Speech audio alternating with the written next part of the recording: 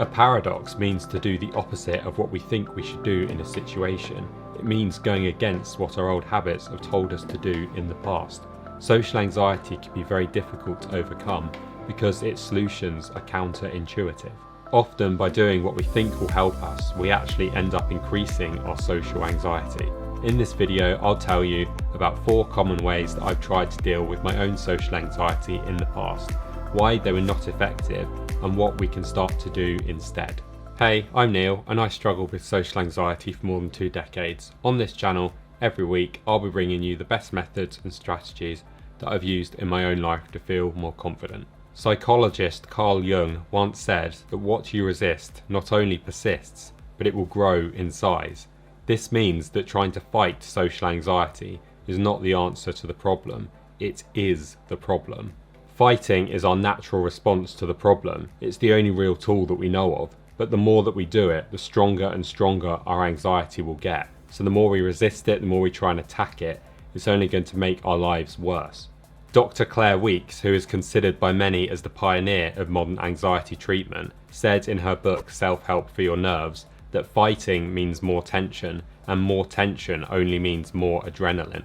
Fighting will only continue to stimulate the adrenaline-releasing nerves, and so the symptoms that we're getting will only continue. She says that we need to stop seeing anxiety as some monster that's trying to possess us, and that really, in reality, it's just our oversensitized adrenaline-releasing nerves.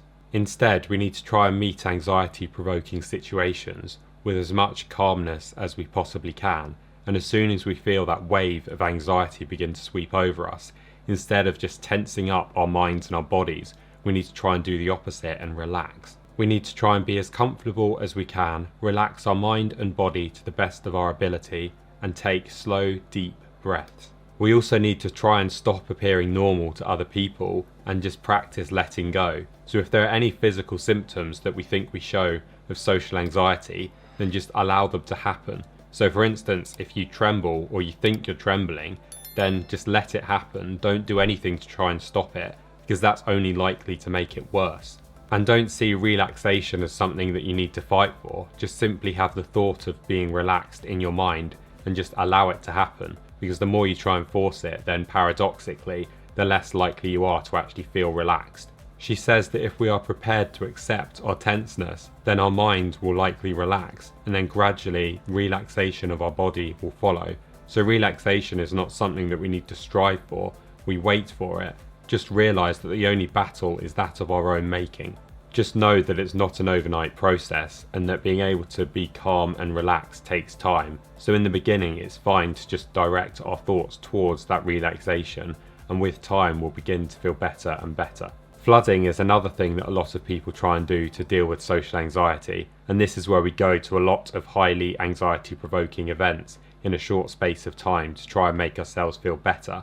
And this may work in the short term. We might feel better after we give that speech or go to that party, but it's unlikely to make a difference long term. The effects of flooding tend to wear off quickly, and we often find ourselves back at square one, and not to mention the amount of anticipatory anxiety we experience before going to all these events as well, which over time can really make our lives a misery, and it's really just likely to lead us to burnout, because doing that consistently isn't sustainable over the long term. Flooding is unlikely to work because we're using a negative emotion, aggression, to try and fight another negative one, anxiety, and using one negative emotion to fight another one doesn't normally work. In the past, I've done things like go to Toastmasters classes and even do things like improv.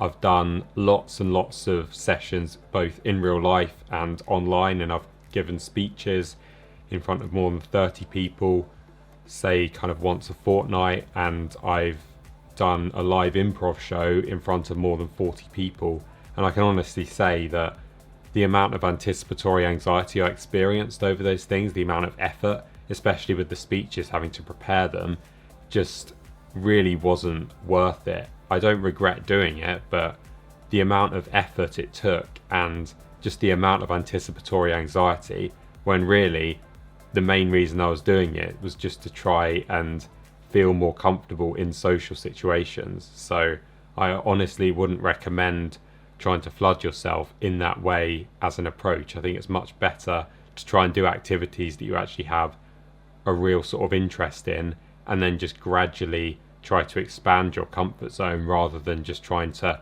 take one giant leap out of it and expecting your life to change, because from my experience that just hasn't been the case. Overcoming social anxiety means doing little things that we don't feel like doing in the moment, knowing that later on we'll feel better.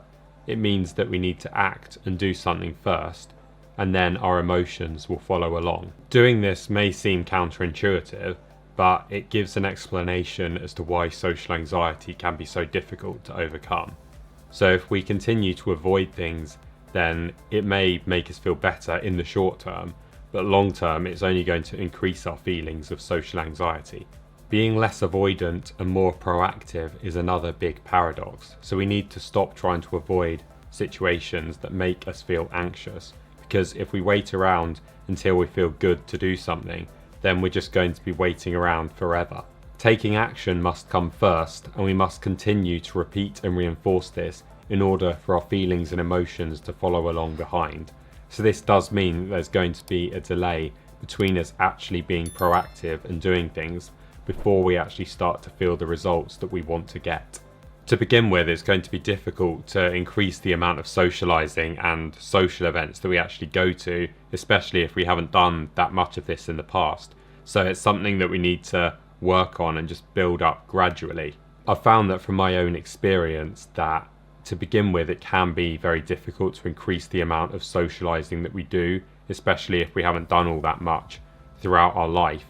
Then it's going to feel strange, it's going to feel unusual, because our brain will resist. It won't like doing that because it's built for survival. It's going to always take the path of least resistance.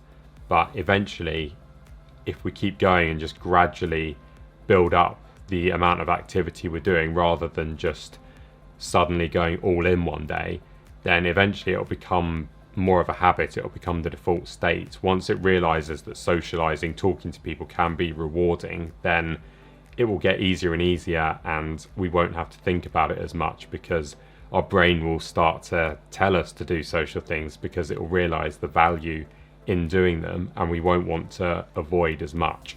And finally, we need to stop beating ourselves up for having social anxiety. So this may feel like it's a natural thing to do, but it will only make things worse. So we might do this through negative self-talk while we're actually at social events talking to people, or we may do it as post-event rumination, where we just go over and think about all the little mistakes that we think we made, and we just beat ourselves up for making them.